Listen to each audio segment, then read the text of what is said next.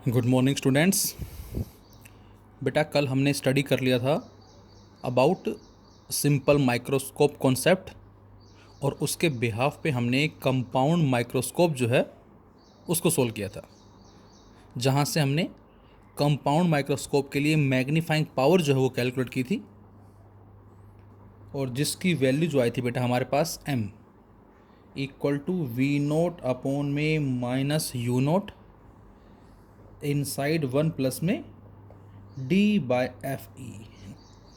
ये हमारे पास रिजल्ट आया था कल, that is magnifying power of a compound microscope. और इसी में फिर हमने केसेस भी लिए थे कि यदि हमारे पास ऑब्जेक्ट जो है यू नोट वो नियरली इक्वल टू है किसके बेटा, दैट इज एफ नोट के, और जो वी नोट था इसको हमने नियरली इक्वल टू माना C1 C2 के, जिसको हमने L पुट किया था लेंथ ऑफ ट्यूब। तो उस सिचुएशन में बच्चों हमने पुट किया था m equal to L upon में minus F naught inside one plus में d बाय एफ ई। एक हमारा ये रिजल्ट भी आया था। और फिर यदि फाइनल इमेज इन्फिनिटी पे फॉर्म्ड होती है तो उस सिचुएशन में बेटा एक रिजल्ट हमारा और आया था m equal to L upon में एफ नोट, और इसको लिखा था हमने d बाय एफ ई। तो ये तीन हमारे पास अलग अलग रिजल्ट जो हैं वो हमें कल मिले थे। And now we have telescope. तो बेटा अब हमारे पास जो है कॉन्सेप्ट टेलीस्कोप, आपने आई थिंक स्टडी किया होगा। जो हमारा लॉज ऑफ मोशन चैप्टर आता है पिछली क्लास में आपने पढ़ा होगा बेटा, और लॉज ऑफ मोशन में जो गैलीलियो साइंटिस्ट है उसके बारे में आपने स्टडी किया था। साथ साथ बच्चों आपने स्टडी किया था ग्रेविटेशन। उस ग्रेविटेशन में केपलर के लॉज आपने स्टडी किए हैं। तो केपलर के जो आपने लॉ स्टडी किए हैं बेटा, उन केपलर के लॉज में जो कॉन्सेप्ट दिया है केपलर ने, गैलीलियो ने, और भी बहुत सारे साइंटिस्ट्स हैं, तो वहाँ जो हमें रिजल्ट मिला था वो मिला था कि टेलीस्कोप के बिहाफ पे ही उन प्लैनेट्स के मोशन को ऑब्जर्व किया गया है जो प्लैनेट रिवॉल्व कर रहे हैं सन के अराउंड एक एलिप्टिकल ऑर्बिट में। तो बच्चों यहाँ जो टेलीस्कोप है बेटा, तो आई थिंक मेरी बात से आप समझ गए होंगे कि ये हम यूज़ क्यों करते हैं। This is also an optical instrument, so we can say that telescope is an optical instrument to clearly observe the distant objects. जो लार्ज डिस्टेंस पे ऑब्जेक्ट्स हैं बच्चों, उनको ऑब्जर्व करने के लिए हम यूज़ करते हैं टेलीस्कोप को। और इस टेलीस्कोप को बेटा हम दो कैटेगरी के अंदर डिवाइड करते हैं। This telescope can be divided into two part, जिसमें फर्स्ट को हम बोलते हैं बच्चों that is refracting type. First one is refracting type telescope. Refracting, and the second one is reflecting type. Reflecting type telescope. तो एक बेटा हमारा है रिफ्रैक्टिंग टाइप और दूसरा बच्चों हमारा है रिफ्लेक्टिंग टाइप टेलीस्कोप। अब जो रिफ्रैक्टिंग टाइप टेलीस्कोप बेटा, इसको हम फर्दर टू कैटेगरीज में डिवाइड कर देते हैं, जिसमें हम एक को बोलते हैं बेटा एस्ट्रोनॉमिकल टेलीस्कोप।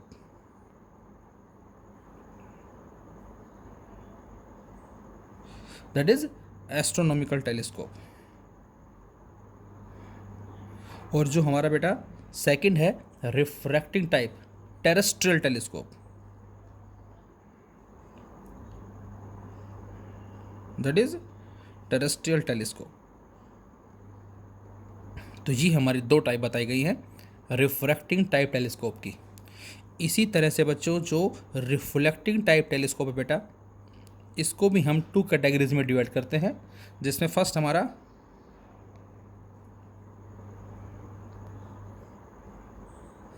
कासेग्रेन type telescope. ये बच्चों जो कैसेग्रेन जो वर्ड है बेटा, ये साइंटिस्ट का नाम है, उसने इन्वेंट किया था, तो उसके नाम से ही इसका नाम डाल दिया गया है कासेग्रेन टाइप। और इसका जो बी पार्ट है that is the Newtonian type. Newtonian type telescope. तो ये बच्चों हमारे पास कैटेगरीज कहलाती हैं टेलीस्कोप की। टेलीस्कोप जो डिस्टेंट ऑब्जेक्ट को ऑब्जर्व करने के लिए यूज़ करते हैं, दो तरह का है बेटा, एक रिफ्रैक्टिंग टाइप टेलीस्कोप एंड बच्चों second is reflecting type telescope. Refracting divided into two parts, astronomical telescope and the second one is terrestrial telescope. Reflecting type is also divided into two parts, that is Cassegrain type as well as Newtonian type. अब हमें जो आज study करना है बेटा, वो study करना है बच्चों एस्ट्रोनॉमिकल टेलीस्कोप। इसमें हमारे पास दो पॉसिबिलिटी हैं। एक हमारी पॉसिबिलिटी जो होती है बेटा, वो होती है नॉर्मल विज़न। नॉर्मल विजन, जिसको हम नॉर्मल एडजस्टमेंट का भी नाम देते हैं इसको हम। तो this is the normal vision या normal adjustment. And the second one is distinct vision या डिस्टिंक्ट विजन बोल सकते हैं इसको हम। तो ये दो पॉसिबिलिटी बेटा हमारे पास है जो आज हमें फिलहाल स्टडी करने वाली है। First one is normal vision and the second one is distinct vision. यहाँ से ये दो आज हम डिस्कस करेंगे, कोशिश करेंगे दोनों हमारी आज वीडियो में कंप्लीट हो जाए। अब बात आती है कि हम एस्ट्रोनॉमिकल टेलीस्कोप जो यूज़ करते हैं ये क्यों यूज़ करते हैं। तो आंसर है N astronomical telescope is an optical instrument which is used for observing distinct images of heavenly bodies like stars, planets etcetera. जो अर्थ के सरफेस से लार्ज डिस्टेंस पे ऑब्जेक्ट्स हैं लाइक स्टार्स, प्लैनेट्स वगैरह जो हो गए, उनकी इमेजेस को फॉर्म करने के लिए बेटा हम यूज़ करते हैं, that is astronomical telescope. That is astronomical telescope. तो ये हमें आज जो है स्टडी करना है, दैट इज एस्ट्रोनॉमिकल टेलीस्कोप। तो हमारा आंसर होगा The astronomical telescope is an optical instrument which is used for observing distant images of heavenly bodies like stars, planets, etc. जो स्टार हो गए, प्लैनेट्स हो गए, उनके लिए यूज़ करते हैं यहाँ से। अब कंस्ट्रक्शन पार्ट और वर्किंग पार्ट की बात करें तो जैसे बच्चों कंपाउंड माइक्रोस्कोप में हमारे पास दो लेंसेज थे, that is objective lens and eye lens. Same उसी तरह से यहाँ पर भी बेटा हमारे पास जो है वो दो लेंस हैं। कौन कौन से? Again first one is objective lens and the second one is eye lens. तो कंस्ट्रक्शन पार्ट में हम लिख सकते हैं क्या, it consist of to lenses. चलो मैं एक बार लिख ही देता हूँ सारा। That is an astronomical telescope, N astronomical telescope.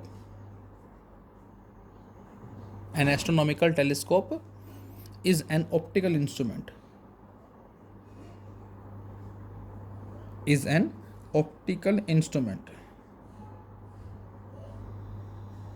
Is an optical instrument which is used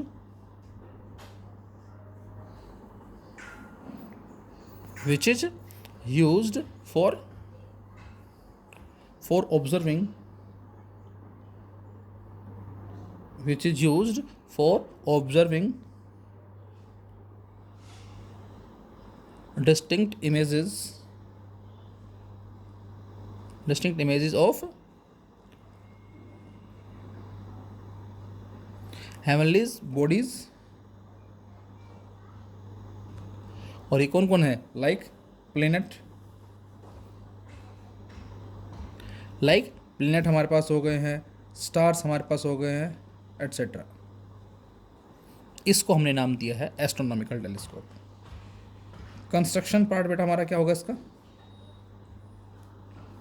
तो बच्चों आंसर है कंस्ट्रक्शन पार्ट में it consist of to lenses, one objective lens which is of large focal length and large aperture, and the second one is eye lens which has small aperture and small focal length.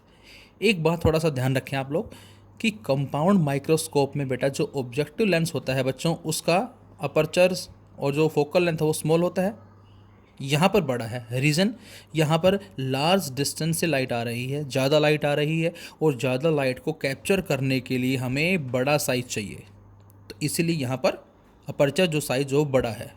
जबकि वहाँ क्या था, उसमें compound के अंदर हमने small objects लिए थे, वेरी स्मॉल, तो उसकी वजह से हमें लाइट कम चाहिए।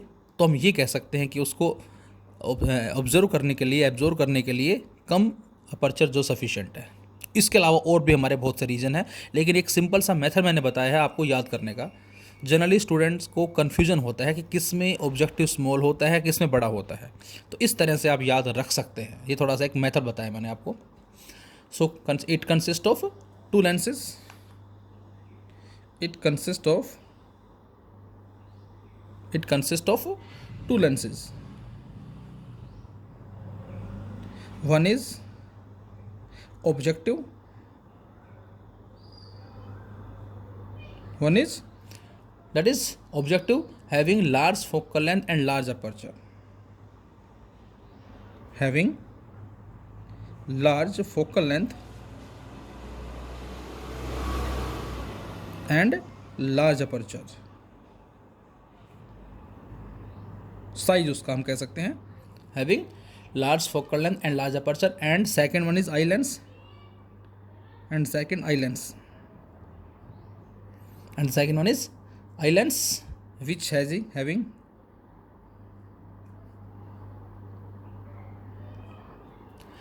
हैविंग क्या, small focal length and small aperture,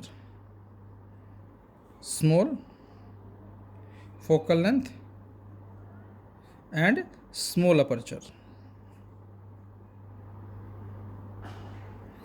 अब हमने लिया बेटा केस फर्स्ट, और जो केस फर्स्ट में लिख रहा हूं, इस केस फर्स्ट में जो हमारा मीनिंग होगा वो है नॉर्मल विजन बोलते हैं या नॉर्मल एडजस्टमेंट बोलते हैं। हम इसको हम नॉर्मल विजन भी कहते हैं, एज वेल एज बेटा इसको हम नॉर्मल एडजस्टमेंट भी बोलते हैं। अब ये क्या होगा, ज़रा पहले मैं डायग्राम बनाता हूँ और फिर मैं मैग्नीफाइंग पावर को डिफाइन करूँगा। तो बेटा कुछ इस तरह से हमारा डायग्राम हो गया। इसको हमने नाम दिया ऑब्जेक्टिव लेंस का, दिस इज ऑब्जेक्टिव लेंस, और ये हो गया इसका ऑप्टिकल सेंटर। हम ले लेते हैं इसको, बेटा मैंने नाम दिया C1 का नाम दिया, और इसके आगे यहाँ कहीं एक आई लेंस है जिसकी अपर्चर फोकल लेंथ इसके कंपैरेटिवली स्मॉल है। अब हम किसको देख रहे हैं, तो आंसर है हम स्टार्स को देख रहे हैं, प्लेनेट को देख रहे हैं।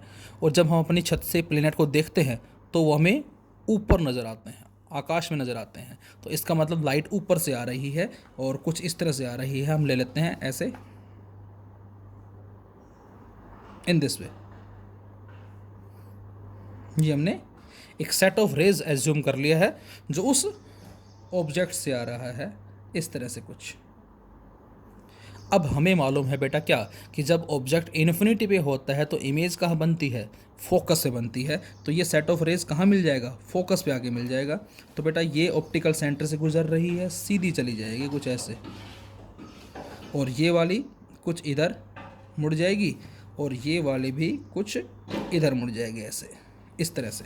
तो ये तीनों इस पॉइंट पे आके एक्चुअल मिलेंगी, और एक्चुअल मिलेंगी तो इसका मतलब फोकस पे हमें उसकी एक इमेज मिल जाएगी, रियल इमेज मिल जाएगी। से इसको मैं बोल देता हूँ that is A' and B', इसको A' B' बोल देता हूँ। और चूंकि ये फोकस है तो बच्चों यहाँ से लेकर और यहाँ तक का जो डिस्टेंस होगा उसको हम F0 बोलेंगे, फोकल लेंथ बोलेंगे। तो ये हमारे पास आ गया पहले लेंस से इमेज। अब यदि ये इमेज दूसरे लेंस के लिए ऑब्जेक्ट का काम करे, ध्यान से सुनना मेरी बात बेटा, if this image acts as an object for the eye lens. अब सेकंड हमारा आई लेंस है। अब यदि बेटा ये जो इमेज है बच्चों, ये दूसरे लेंस के फोकस पे आ जाए। अब आप ही सोचे ज़रा इस वीडियो को पॉज करके कि यदि ऑब्जेक्ट जो है, मतलब पहले की जो इमेज दूसरे के लिए ऑब्जेक्ट है, ये ऑब्जेक्ट दूसरे के फोकस पे आ जाए तो दूसरा इमेज कहाँ बनाएगा, तो आंसर है दूसरा इमेज इन्फिनिटी पे बनाएगा and this is the meaning of normal adjustment या नॉर्मल विजन जिसको हम बोल सकते हैं। तो ये आपको याद रखना है। तो सेकंड हमारा जो बेटा वो क्या है, दैट इज़ आई लेंस है। तो आई लेंस मैं कुछ बना देता हूँ यहाँ ऐसे, इस तरह से। ये बच्चों आई लेंस है, इसको मैंने बोल दिया C2 and this is eye lens. ये आई लेंस आ गया बेटा और ये C2 है। और बच्चों इसी जगह ही क्या है, इसी जगह ही FE है। FO भी यही है बेटा और FE भी यही है। तो अब ये जो पहले की इमेज है ये दूसरे के फोकस पे आ गई। तो अब यहाँ से सपोज एक लाइट गई ऐसे इस तरफ और एक हमने मानी गई ऐसे इस तरफ, ये दोनों पैरेलल चली जाएंगी। और अब हम इन दोनों को पीछे बढ़ाएं तो इसका मतलब ये दोनों कहाँ मिलेंगी, तो आंसर नहीं मिलेंगी। तो इमेज कहाँ बनेगी बच्चों, इमेज फॉर्म्ड एट इन्फिनिटी। तो यहाँ लिखेंगे final image formed at infinity. तो बेटा ये आपको बात याद रखनी है और इसका मीनिंग जो है वो ये होता है, दैट इज़ नॉर्मल एडजस्टमेंट। ये आपको याद रखना है कि नॉर्मल विजन में या नॉर्मल एडजस्टमेंट में फाइनल इमेज जो बेटा वो इन्फिनिटी पे बनती है। और वो कब बनेगी, तो आंसर है पहले की इमेज दूसरे के फोकस पे आ जाए, उस केस में ऐसा होगा।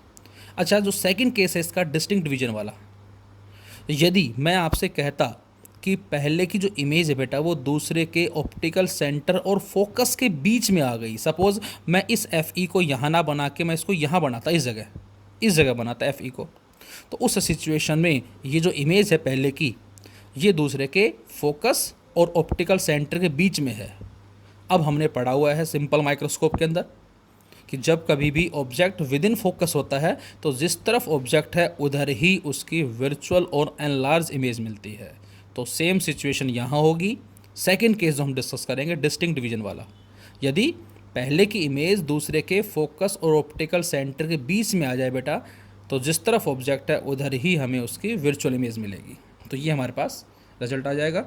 और सपोज़ यहाँ कहीं से हम देख रहे हैं, ये हमारी आई हो गया, आप बोल सकते हैं इस तरह से, ये हमारा डायग्राम आ गया। अब बेटा प्रिंसिपल क्या बोलेंगे, अब आप खुद बताएं प्रिंसिपल। तो आंसर है whenever the object is at infinity of the objective lens, then image formed at the focus, if this image acts as an object for the eye lens and placed at the focus of the eye lens, then final image formed at infinity. Point to be noted, क्या जब कभी object जो बेटा is placed at infinity of the objective lens, then image formed at the focus, if this image acts as an object for the eye lens and placed at the focus of the eye lens, then final image formed at infinity. ये हमारा आ जाएगा इसका, that is principle. I think समझ गए होंगे आप principal हमारा। तो नेक्स्ट पॉइंट हमारा प्रिंसिपल, ये आप लिख सकते हैं, मैंने बोल भी दिया, ये हमारा प्रिंसिपल हो गया। अच्छा, नेक्स्ट पॉइंट क्या होगा हमारा, that is magnifying power. This is the magnifying power, small m। अब मैग्नीफाइंग पावर हमारे पास बीटा बाय अल्फा, जो जैसा कि हमने पहले बात भी की है बेटा, लेकिन इस बार बीटा अल्फा वही सेम है लेकिन थोड़ा सा हम मॉडिफाइड कर रहे हैं लैंग्वेज को। क्या, तो आंसर है the magnifying power of an astronomical telescope in normal adjustment is defined as the ratio, ये हम बात कर रहे हैं नॉर्मल एडजस्टमेंट की, इज डिफाइंड एज, MP बोल देता हूँ शॉर्ट फॉर्म इसको मैं, that is magnifying power in, इसको लिख दो in normal adjustment. Magnifying power in normal adjustment is defined as the ratio of angle subtended, the ratio of angle subtended at the eye, by the final image, by the final image by the final image to the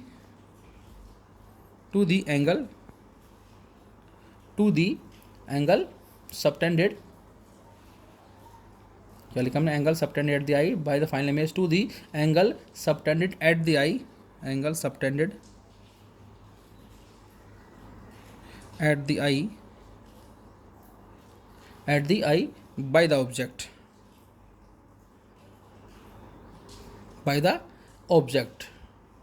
when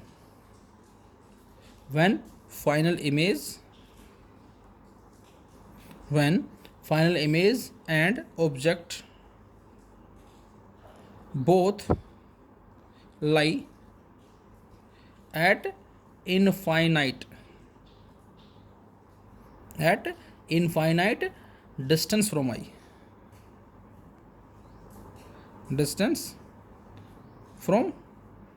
eye, तो ये हमारे पास आ जाएगी बच्चों क्या, that is magnifying power. तो मैं यहीं कर देता हूँ फटाफट से ताकि आपको दिक्कत ना हो। एम जिसको बेटा हमने बीटा बाई अल्फ़ा का नाम दिया है और जिसको हम लिख सकते हैं बच्चों क्या, दैट इज़ 10 बीटा अपॉन में 10 अल्फ़ा। अब ज़रा फटाफट से 10 बीटा की वैल्यू बता दें हमें, A dash B dash C2। बेटा ये जो एंगल होगा दिस वन, ये वाला, इसको बोलेंगे हम बच्चों बीटा, ध्यान से देखें। और ऑब्जेक्ट यहाँ ये इन्फिनिटी पे है, दिस एंगल, ये दोनों इक्वल होंगे, ये कहलाएगा दैट इज़ अल्फ़ा। ये ऑब्जेक्टिव लेंस के लिए, ये आई लेंस के लिए। ऑब्जेक्ट कहाँ पर है, इन्फिनिटी, तो यहाँ लिख सकते हो आप चाहे तो, that is object at infinity. अब इसको सोल्व कर लें तो 10 बीटा की वैल्यू आएगी बेटा यहाँ से, that is perpendicular upon base A dash B dash upon में B dash C2 over 10 alpha. 10 alpha आ जाएगा बेटा A dash B dash C1 से, A dash B dash upon में B डैश C1, और इससे ये कट जाएगा बच्चों, ये आ जाएगा हमारे पास B डैश C1 अपॉन में B डैश C2। और अब B डैश C1 की वैल्यू बताएं क्या होगी, B डैश C1 यहाँ से यहाँ तक का डिस्टेंस, ये हो जाएगा FO, ये हो जाएगा बेटा FO upon B dash C2, और B डैश C2 आ जाएगा फोकल लेंथ किसकी, आई लेंस के लिए क्या लिखेंगे हम, FE लिखेंगे। लेकिन मैं माइनस साइन लगा रहा हूँ, लेकिन यहाँ माइनस का मीनिंग जो बेटा क्या होगा, तो आंसर है कि जो फाइनल इमेज है वो इन्वर्टेड होगी, that is final image inverted. तो यहाँ पर जो नेगेटिव साइन का मीनिंग होगा वो होगा फाइनल इमेज इज इन्वर्टेड। तो ये बच्चों हमारी कहलाती है magnifying power of telescope in case of normal vision या नॉर्मल एडजस्टमेंट। अब जो सेकंड पार्ट है, कौन सा सेकंड पार्ट, और इसके साथ साथ आपसे ये भी कहा जाए कि दोनों लेंसेज के बीच का डिस्टेंस बताओ, that is distance between lenses, तो वो होगा बेटा कितना, C1 C2, और इसकी वैल्यू होगी बच्चों F0 प्लस FE, जिसको हम L भी बोल सकते हैं, लेंथ ऑफ ट्यूब भी बोल सकते हैं। तो ये हमारा कहलाता है telescope part first. Second part में हम ले लेते हैं ज़रा दोनों केसेस। कौन कौन से केसेस, हमारा जो डिस्टिंक्ट विजन वाला केस है उसको भी ले लेंगे बेटा हम, और उसके साथ साथ हमारा रिफ्लेक्टिंग टाइप टेलीस्कोप जो है बच्चों उसको भी हम ले लेते हैं। तो ये हमारा कहलाता है दैट इज़ टेलीस्कोप। यहाँ से कौन सा, दिस वन हमने डिस्कस किया, ये वाला केस, ये फ़िलहाल हमारे सिलेबस में नहीं है। ये टेरेस्ट्रियल जो अर्थ सरफेस पे जो ऑब्जेक्ट्स हैं बेटा, जो बिल्डिंगें होती हैं, बड़ी बड़ी बिल्डिंग वगैरह जो होती हैं, उनके लिए हम यूज़ करते हैं इसको। ये जो प्लैनेट्स वगैरह हैं उसके लिए यूज़ करते हैं। हमने ये वाला केस डिस्कस किया है, अभी ये हमारा डिस्कस करना बाकी है, वो सेकंड पार्ट में आएगा। फिर सेकंड पार्ट में हम इन दोनों केसेस को भी डिस्कस करेंगे, Cassegrain type as well as Newtonian type. Thank you.